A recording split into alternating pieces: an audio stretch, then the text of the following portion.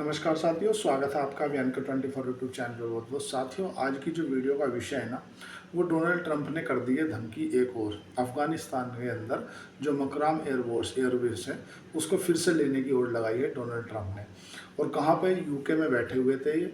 और यूके में बैठे बैठे इन्हें याद आया कि जो हमने वर्ष 2020 में मकराम एयरपोर्ट छोड़ दिया था, एयरबेस छोड़ा, वो बहुत गलती कर दी। एक इस विषय पर चर्चा कर लेंगे। एक H1B वीज़ा को लेकर के एक अपडेट आया है। डोनाल्ड ट्रंप को पलटना पड़ गया है।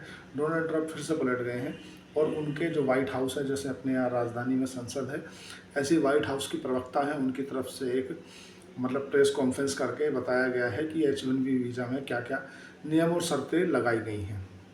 तीसरा, कि अमेरिका इतना बड़ा लीडर बना कैसे, उसके पीछे की वजह क्या है, यह डॉलर इतना स्वामित्व में आया क्यों, उसके ऊपर चर्चा कर लेंगे कि यार क्या डोनाल्ड ट्रंप के बाद से ही हुआ या इससे पहले भी ऐसा कभी हुआ है। विस्तार से चर्चा करेंगे। पहले चर्चा कर लेते हैं अफगानिस्तान की। अफगानिस्तान को धमकी देते हुए लिहाजों में डोनाल्ड ट्रंप ने कहा है कि अब मुझे मकराम एयरवेज, जो कि 2021 में अमेरिकी छोड़ के चले गए थे, अब वो फिर से लेना है। क्यों लेना है? क्योंकि उसने ये बताया है कि जो चाइना के एक प्रांत है जहाँ पे उनका परमाणु एक यूनिट लगी हुई है, बोले मुझे उसकी निगरानी करने के लिए वो एयरबेस चाहिए। सबसे पहले दो सिनेरियो समझेंगे हम। पहले सिनेरियो में तो हम ये समझेंगे कि ये एयरबेस लिया जा सकता है कि नहीं लिया जा सकता, या अगर डील होती है तो किस विषय पे होगी, और अगर डील नहीं हुई, अगर दोनों की युद्ध वाली सिचुएशन बन गई, तो भारत पे इसका क्या असर होगा। सबसे पहले ये समझ लो कि ये जो तालिबान है अफगानिस्तान में, ये ना मकराम एयरबेस ये किसने बनाया था? USSR ने बनाया था। तो साथ ही बात है 1950 के आसपास की, जब सेकेंड वर्ल्ड वार समाप्त हुआ तो कोल्ड वार शुरू हुआ। जब कोल्ड वार शुरू हुआ तो अमेरिका को काउंटर करने के लिए जो रूस है ना, जो उस समय पर USSR हुआ करता था, उसने जगह जगह पर अपने एयरबेस बनाए, और उन एयरबेस में से ही ये मकराम एयरबेस था। मतलब ये बनाया था रूस ने। लेकिन अब हुआ क्या कि अमेरिका ने जो तालिबान है, तालिबान अंग्रेज उर्दू का शब्द है ताली, ताली का मतलब तालीम, मतलब पढ़ने वाले बच्चों का एक स्टूडेंट था, ग्रुप था। उस ग्रुप को फंडिंग करी, और फंडिंग करने के बाद तालिबान ग्रुप को उत्साया और फंडिंग करी, हथियार दिए, और इन्होंने ये किसके खिलाफ खड़ा किया? USSR के खिलाफ खड़ा किया। मतलब जो रूस है उसके खिलाफ खड़ा किया। 1991 में जब USSR का विघटन हो गया, जब रूस है 15 देशों में बट गया, तो वो अपने उसमें ही उलझ गया। तो फिर हुआ क्या, जो तालिबान है, तालिबान को ऐसा लगा कि हमने रूस को हरा दिया है, तो अब हम फिर से, जब हम रूस को हरा सकते हैं तो अमेरिका क्या चीज़ है। तो उन्होंने अमेरिका के, जो आपने देखा होगा 26/11 जो वहाँ पे आतंकी हमला हुआ था, उन्होंने अमेरिका पे हमला कर दिया। अमेरिका ने बदला लेने के पर्पज़ से फिर आए तालिबान के लिए अफगानिस्तान में, बोले अब हम तुम्हें देख लेंगे। अब ये क्या है कि जब अमेरिका ने इसे पाला बड़ा, अमेरिका ने इसे परोसा, अमेरिका ने इसे फंडिंग करी, और ये बाद में अमेरिका को काटने के लिए दौड़ा, तो फिर अमेरिका ने मजबूरन इसके ऊपर एक्शन लिया। और यहाँ पे 2001 से लेकर के 2021 तक अमेरिका का ही शासन रहा, एक तरह से पोपटवाना के जो भी रखा है सत्ता में। और 1990 से 2001 तक के बीच में रहे तालिबान का शासन। अब हुआ क्या कि इन्होंने दोहा में, कतर में, इन दोनों ने समझौता करा। अमेरिका ने बोला कि भाई हम चले तो जाएंगे छोड़ के हम, लेकिन एक शर्त है कि हमें सेफ एग्जिट देनी पड़ेगी तालिबान को, अफगानिस्तान को, जिससे वर्ल्ड में लगे कि हाँ भाई अमेरिका ने विजेता बन के निकला है। लेकिन खोबा छोड़ के आ गया, मतलब अपने हथियार और आर्म्स जो वे थी वो वहीं छोड़ आया। अब सिचुएशन देखो कैसे बिगड़ती चली जाती कि उसी तालिबान के जिसने इतना कुछ किया, अमेरिका उससे 36 का आंकड़ा खफा हो गया। मतलब बड़ी परिस्थिति गंभीर रही। चलो अब चर्चा कर लेते हैं कि अगर तालिबान से युद्ध जैसी हालात बन गए, तो अगर अफगानिस्तान के साथ में अमेरिका के युद्ध जैसे हालात बन गए तो क्या हो सकता है। सबसे पहले ये समझो कि युद्ध जैसे हालात बन सकते हैं या नहीं बन सकते। पहली बात है, हाँ बन सकते हैं, क्योंकि डोनाल्ड ट्रंप ने धमकी दी है अफगानिस्तान को कि हमें जो तुम्हारा मकराम एयरबेस है वो चाहिए, ऐसे या तो वैसे, मतलब या तो हमें युद्ध लड़कर लेना पड़े, चाहे आप वैसे ही दे दो। तो अब इसमें युद्ध के हालात बनते हैं, तो जरूर जाहिर सी बात है कि युद्ध होगा बड़े लेवल पे। कारण है, भारत भी नहीं चाहता कि अमेरिका यहाँ पे आए, क्योंकि पाकिस्तान का जो नूर खान एयरबेस है वहाँ पे पहले से अमेरिका की सेना है, बांग्लादेश में अमेरिका की सेना बैठी है, कतर के अंदर अमेरिका की सेना है। तो पूरे मिडिल ईस्ट में एक तरह से हमारे जो मालदीव है उसके इस तरफ भी इनका एक आइलैंड है, वहाँ पे अमेरिका की सेना है। पूरे वर्ल्ड में अमेरिका अपनी सेना बैठा के रखा है।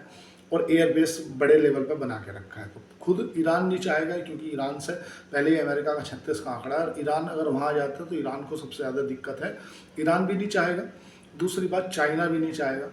चाइना नहीं चाहेगा, भले ही चाहे हो जाए घर का घेर, क्योंकि चाइना के वहाँ से मात्र 1 घंटे के डिस्टेंस की दूरी पे उनका जो परमाणु साइट लगी हुई है ना, जो न्यूक्लियर साइट है ना, और वो बनी हुई है। अभी कल तो गए थे डोनाल्ड ट्रंप, मतलब कल तो फ़ोन पर बात ही करी थी कि यार हम ताइवान को 400 करोड़ की ऐड नहीं देंगे, तुम अपना टिकटॉक बेच दो, हम टैरिफ कर लेंगे, और ये कर लेंगे, वो कर लेंगे। अभी कल में और आज में क्या हो गया, वो ट्रंप है, उनका रिकॉर्ड रहा है, वो बदल जाते हैं तेरा भाई जोगिंदर वाले स्टाइल में। उन्हें ऐसे ही पलटू राम दुनिया नहीं कहती। अब मैं टोंट नहीं मार रहा हूँ, मैं बात कह रहा हूँ। अब ईरान भी नहीं चाहेगा, क्योंकि अगर युद्ध जैसे हालात बनते हैं और अफगानिस्तान के अंदर युद्ध की सिचुएशन बन जाती है, तो वहाँ पे जो सिविलियंस मरेंगे, वे सिविलियंस कहाँ पे आएंगे विस्थापित होकर? भाई पाकिस्तान से तो उनके अच्छे संबंध है नहीं अफगानिस्तान के, तो जाहिर सी बात है वे आएंगे भारत में। और भारत में जब आएंगे तो भारत में पहले से ही जो रिसोर्सेज हैं वो लिमिटेड है। हमारे यहाँ खुद जनसंख्या इतनी ज़्यादा है, तो अब हमारे यहाँ मतलब परिस्थिति ख़राब हो जाएगी। यहाँ की जनता जो है वो आवाज़ उठाने लगेगी कि हम तो पहले ही रोहिंग्या मुसलमानों से परेशान है, ये यहाँ आ रहे हैं। तो भारत के लिए भी सिचुएशन ख़राब है। भारत भी नहीं चाहेगा कि अमेरिका की यहाँ प्रेजेंस बढ़े, भारत भी चाहेगा कि अफगानिस्तान में शांति बनी रहे। चाइना नहीं चाहेगा, क्योंकि चाइना के दरवाजे पर आके अमेरिका बैठ जाएगा। आज रूस का युद्ध क्यों चालू हुआ था? क्योंकि रूस चाहता है कि भाई ये नाटो से दूर रहे यूक्रेन, लेकिन वो नाटो को अपने घर बैठाना चाहता है, इसलिए रूस से उसका 36 का आंकड़ा हुआ। सेम चाइना वाली सिचुएशन हो रही है। चाइना नहीं चाहेगा कि अमेरिका उसके दरवाजे पर आके बैठ जाए। इस तरफ ईरान नहीं चाहेगा कि वो आकर के बैठ जाए। अगर ईरान के पास आकर बिल्कुल बैठ जाता है तो वो कराने वाली बात है। ऑल ओवर जो ग्लोबल सिचुएशन है ना, वो सिचुएशन सही नहीं चल रही है, क्योंकि अफगानिस्तान को धमकाने के पर्पज से बोला है डोनाल्ड ट्रंप ने कि आपको देना ही पड़ेगा, चाहे आप वैसे दे दो चाहे ऐसे दे दो। अगर युद्ध जैसे हालात बने तो भारत, ईरान और तो अफगानिस्तान ये सब रहेंगे एक साथ, और उसके साथ रहेगा नाटो।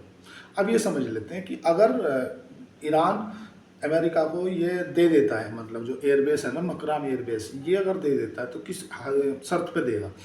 देखो क्या है कि लगभग 8 बिलियन डॉलर का जो पैसा है, वो 8 बिलियन डॉलर एड जो है ना, वो अमेरिका के पास में सीज है। अब अमेरिका के पास कौन सा पैसा सीज है साथियों? वर्ष 2001 से लेकर के वर्ष 2021 तक, जब तक अमेरिका ने यहाँ पे अनकंट्रोल्ड शासन किया, उस समय पे क्या था कि जो भी दुनिया से मानवीय मदद आती थी ना, चाहे यूनाइटेड नेशंस आए या दुनिया से किसी भी ग्रुप से फंड आए, तो ये क्या होता था, अमेरिका उसे अपने हिसाब से डिस्ट्रीब्यूट करता था पूरे अफगानिस्तान में। तो जिस समय अमेरिका गया, उस समय पर लगभग 8 बिलियन डॉलर का जो फंड था ना, वो अमेरिका के पास में था, ऐसा आंकड़े बताते हैं। 8 बिलियन डॉलर का मतलब ये हो गया कि अब ये वो चाहता है तालिबान कि भाई किसी भी तरीके से, सबसे पहले तो पूरे वर्ल्ड में जो तालिबान का शासन है ना, तालिबान को एक वो मिले, मतलब मान्यता मिले। जैसे कि अमेरिका ये करा सकता है। क्यों करा सकता है? क्योंकि अमेरिका ने सीरिया में ऐसा किया है। सीरिया में जो मतलब आतंकवादी या जो विद्रोह गुट था, उस विद्रोह गुट को सत्ता में बिठा करके और उसे पूरे वर्ल्ड से एक मतलब लीगल रूप से सरकार की मान्यता दिला दी। ऐसा करा सकता है केवल अमेरिका ही, क्योंकि अमेरिका की मानने वाले लोग हैं ज़्यादा, देश हैं ज़्यादा। जो देश जैसा अमेरिका बोल देता है वैसी सब पट करने लगते हैं। ठीक है, पहली बात तो ये है कि प्रेशर टैक्टिस कैसे कि जो चारवाहा बंदरगाह रोका है ना, उससे सबसे ज़्यादा अगर इम्पैक्ट पड़ेगा ना तो अफगानिस्तान पे पड़ेगा, क्योंकि अफगानिस्तान से व्यापार लगभग बाधित हो जाएगा।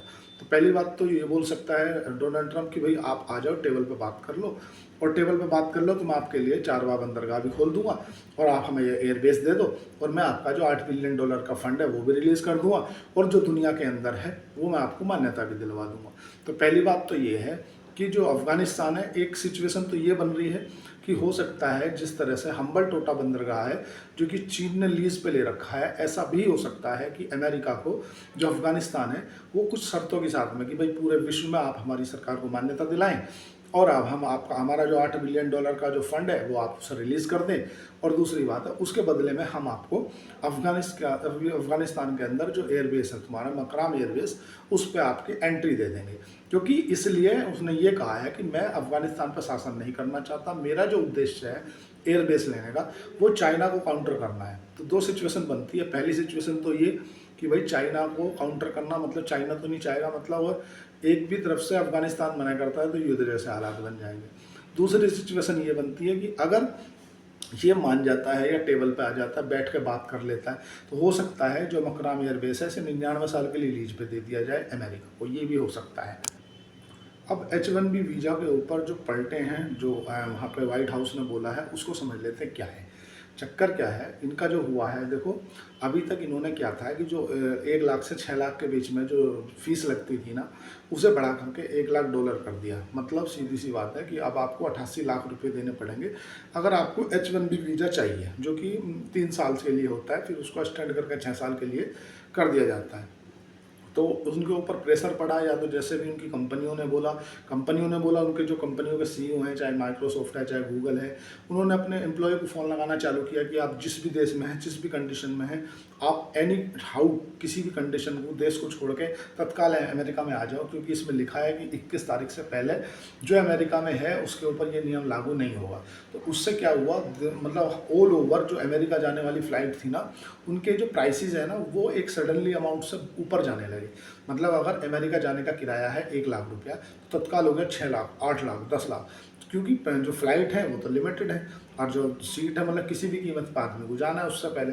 दूसरी बात, जो अमेरिका से आने वाली फ़्लाइटें थी ना, उनके जो लोगों की आ रहे थे उनके पास H1B वीज़ा था ना, उन्होंने अपनी फ़्लाइट कैंसिल करानी चालू कर दी कि यार हम 1 लाख ख़राब भी हो गए तो कोई दिक्कत नहीं, हम जाएंगे ही नहीं। तो उस कंडीशन में हुआ क्या कि जो वाइट हाउस है वहाँ की तरफ से क्लियरेंस देना पड़ा। क्लियरेंस क्या देना पड़ा कि भाई जो व्यक्ति H1B वीज़ा पे ऑलरेडी यहाँ रह रहा है ना, उसके ऊपर ये नियम लागू नहीं होगा। दूसरी बात, जो आएगा, जो व्यक्ति H1B वीज़ा के लिए अप्लाई करता है, और अप्लाई करता है तो कंपनी कौन देती, वीज़ा का पैसा कौन देती है, जो कंपनी से हायर करती है, जैसे टाटा TCS हो गया, विप्रो हो गया, इन्फोसिस हो गया, है ना, या गूगल हो गया, माइक्रोसॉफ्ट हो गया, ये कंपनियां हायर करती है तो वीज़े का पैसा ये देती हैं, और वो वन टाइम वीज़ा रहेगा। मतलब जो नए आदमी जाएंगे केवल ये उन्हीं के ऊपर नियम लागू होगा, जो ऑलरेडी वहाँ पर रह रहे हैं पहले से, उनके ऊपर ये नियम नहीं रहेगा, भले ही वो कहीं भी गए हुए हैं। सपोज करो मैं H1B वीज़ा से अमेरिका में गया हुआ हूँ, लेकिन किसी केस में भारत आया हूँ या ऑस्ट्रेलिया